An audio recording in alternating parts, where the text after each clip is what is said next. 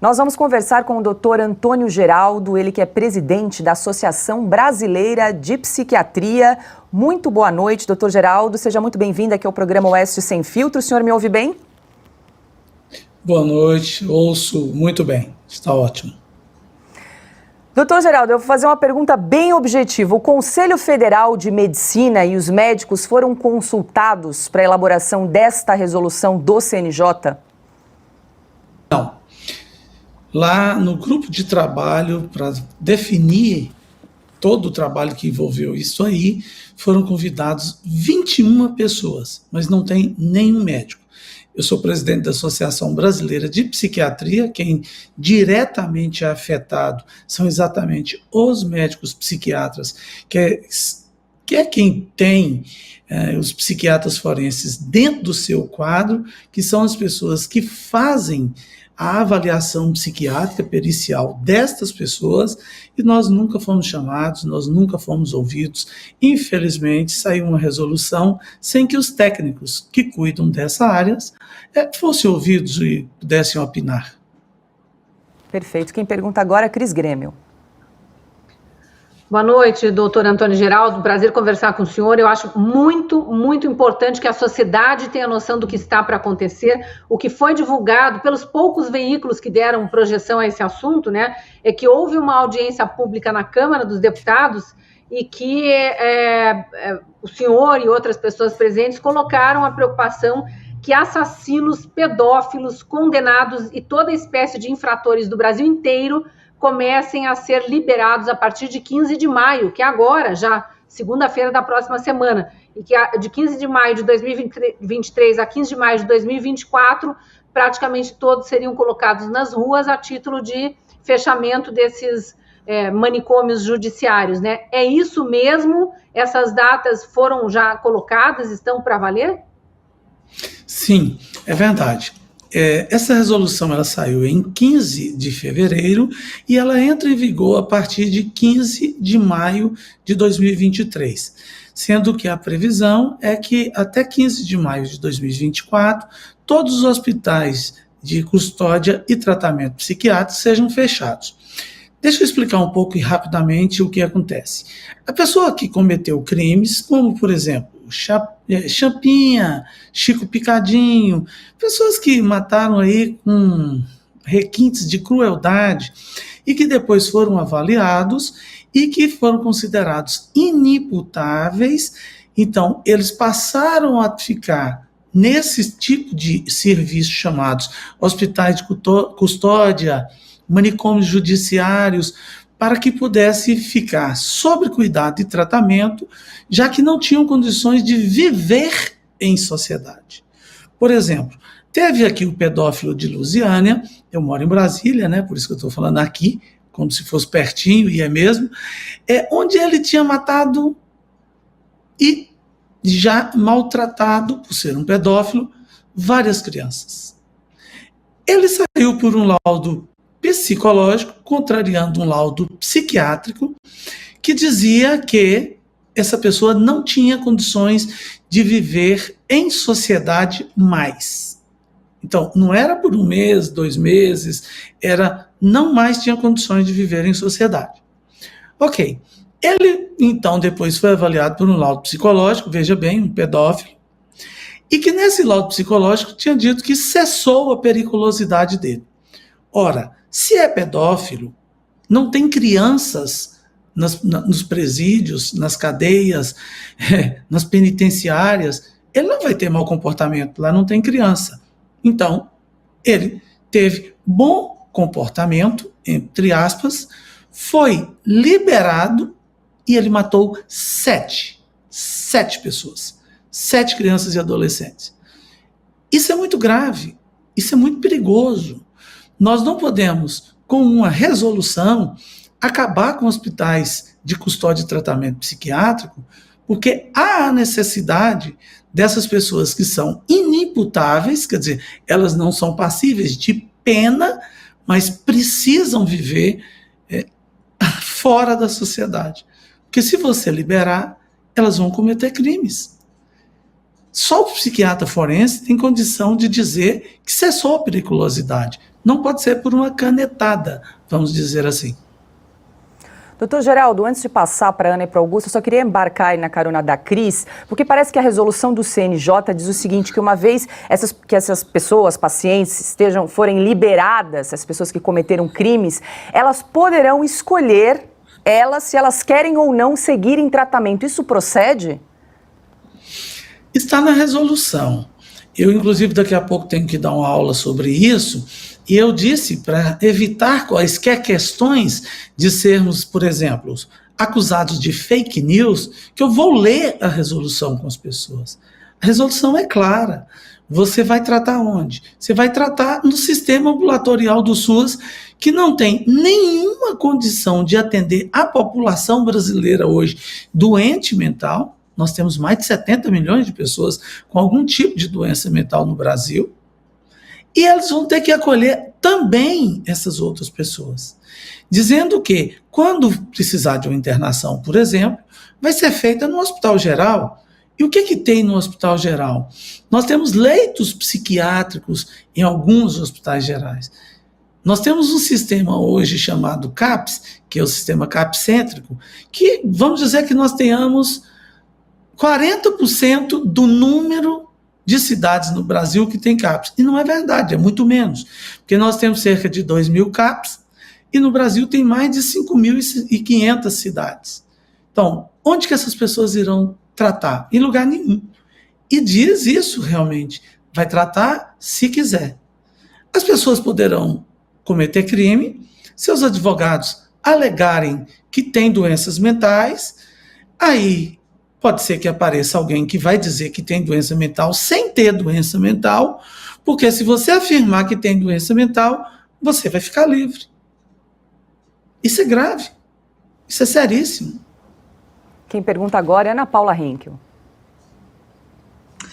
Boa noite, doutor. Obrigada pela entrevista. Bom, aqui na Califórnia vivemos uma situação semelhante, né? Você só pode colocar nos hospitais de custódia também, não existe mais uma medida compulsória. Primeiro que se uma pessoa tem algum distúrbio mental, como ela vai voluntariamente, né? Claro, né, o senhor pode dizer isso melhor que eu, algumas pessoas sabem que precisam de ajuda, mas outras não. Então, aqui na Califórnia, infelizmente, essas pessoas estão largadas nas ruas, estão drogadas, estão cometendo crimes. É uma situação muito difícil até de ver, né, no noticiário, principalmente no norte da Califórnia. Então, eu pergunto para o senhor, doutor, essa resolução, o martelo já foi batido ou ainda existe alguma ação que possa reverter essa resolução e essa barbárie, né, que está escrito ali? Ô, Ana Paula, bom falar com você. Olha, a situação é muito grave, porque essa resolução ela já saiu no Diário Oficial dizendo que entraria em vigor com 3 meses. E nós vamos dar exatamente 3 meses, dia 15 de maio.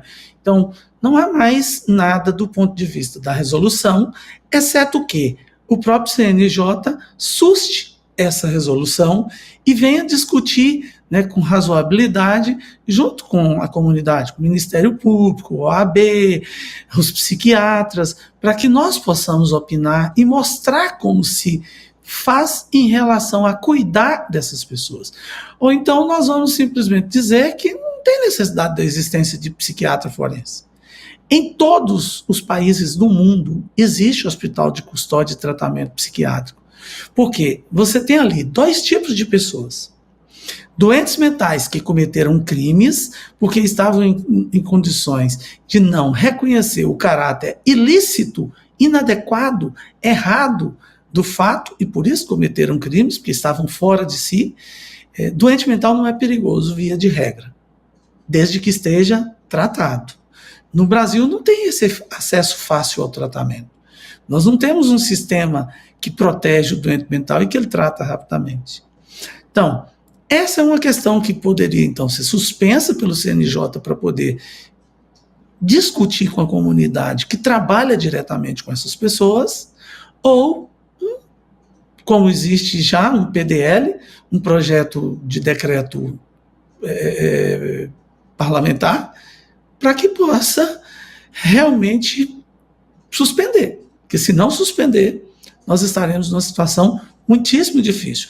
A semana que vem, coincidentemente, eu estarei aí em São Francisco, na Califórnia. Sei que eu vou lidar com um monte de doentes mentais soltos nas ruas e que eu vou falar exatamente sobre esse estigma, sobre esse preconceito, sobre esse descaso com os doentes mentais. No Congresso Americano de Psiquiatria, é um tema que eu vou levar, e vou levar esse tema do CNJ, porque, imagine, as pessoas, então, serão dadas como doentes ou não dadas como doentes, ficarão em cadeias comuns.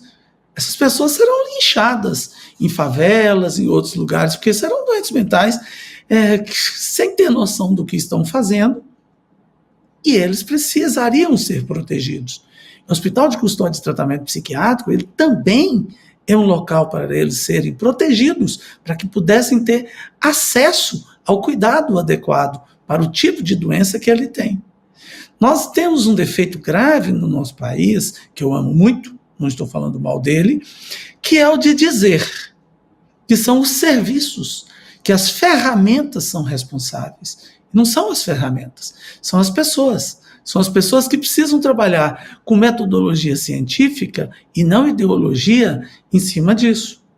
Então, nós temos um percentual de pessoas que precisam ficar fora da sociedade, porque se estiver em sociedade, cometerão crimes, ou chamados crimes. Não pode ser solto assim.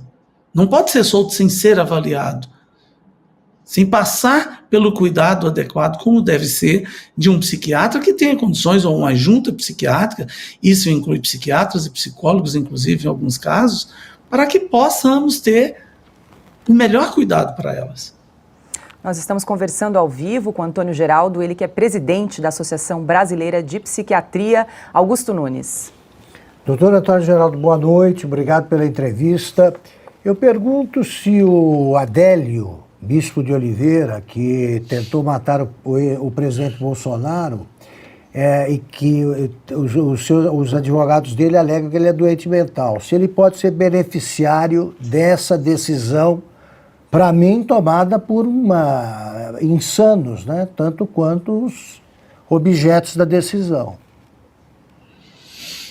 É um prazer falar contigo, Augusto, é um prazer revê-lo aqui. Pode sim.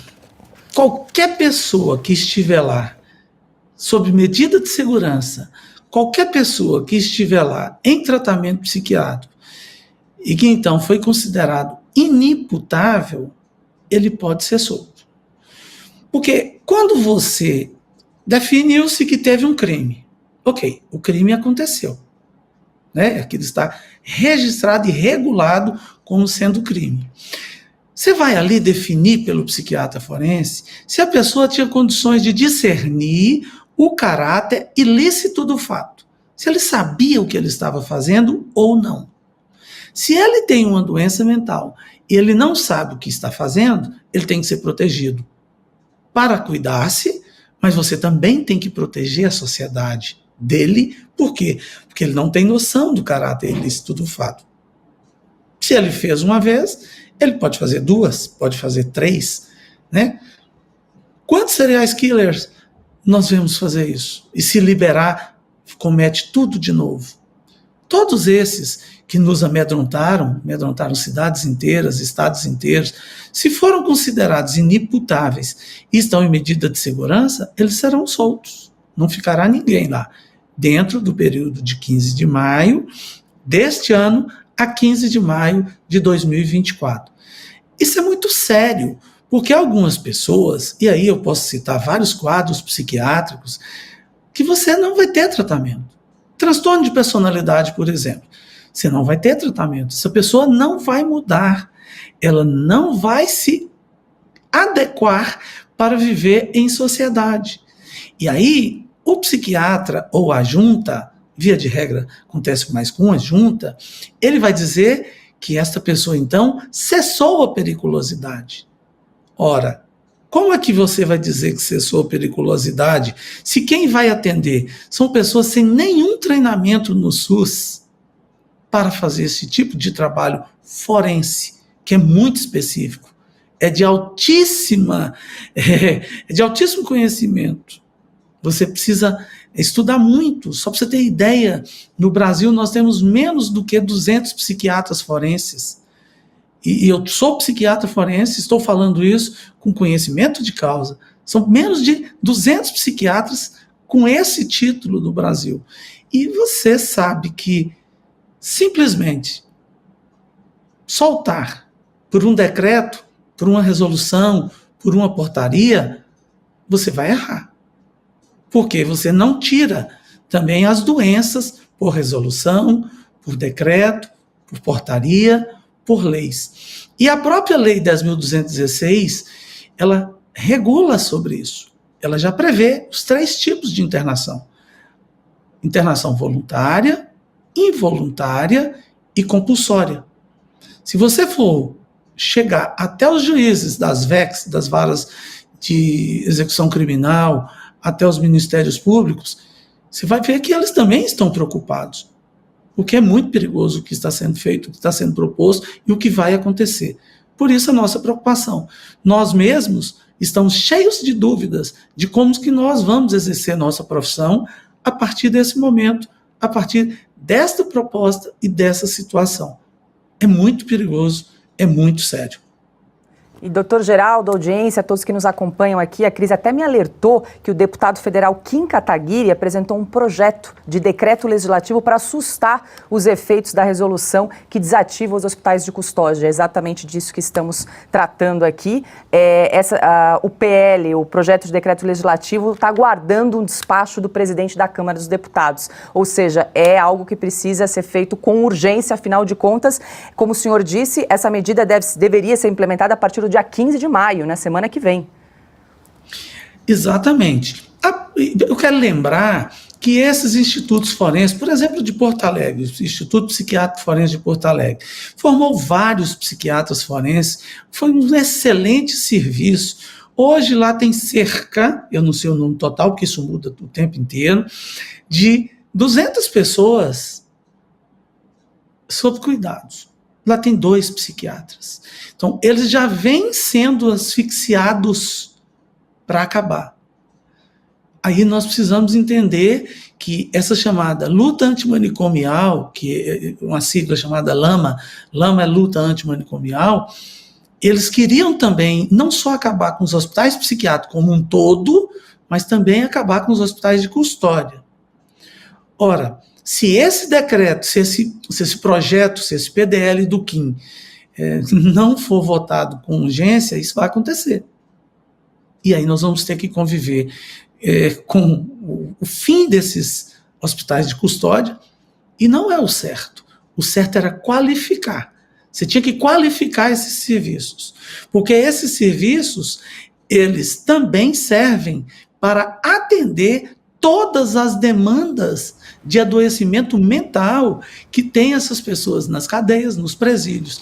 E nas cadeias e nos presídios, adoece-se muito. Então, você tem doentes mentais que cometeram crimes e você tem criminosos que se tornaram doentes mentais. Se você já é criminoso e, além disso, você faz uma doença mental, você vai ficar muito perigoso, porque você já não tinha o esfíncter para segurar aquele impulso.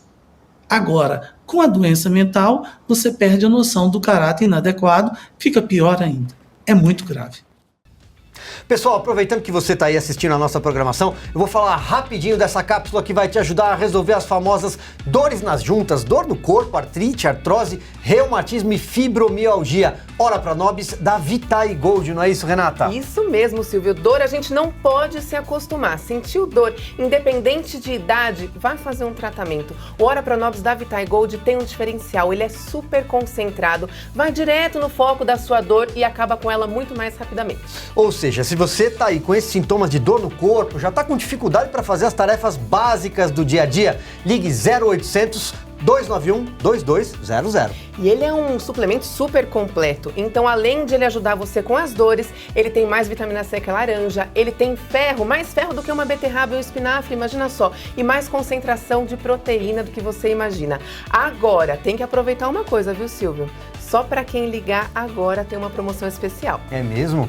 Ligou no nosso 0800 291 2200, você vai ter 70% de desconto no seu Ora Pronobis VitaGold concentrado. Comprou Ora Pronobis? De presente você leva o colágeno tipo 2, que vai ser uma segunda ação para suas dores, suas articulações. Então aqui é um sucesso garantido contra a dor que você vem sentindo. 0800 291 2200, Ora Pronobis da VitaGold.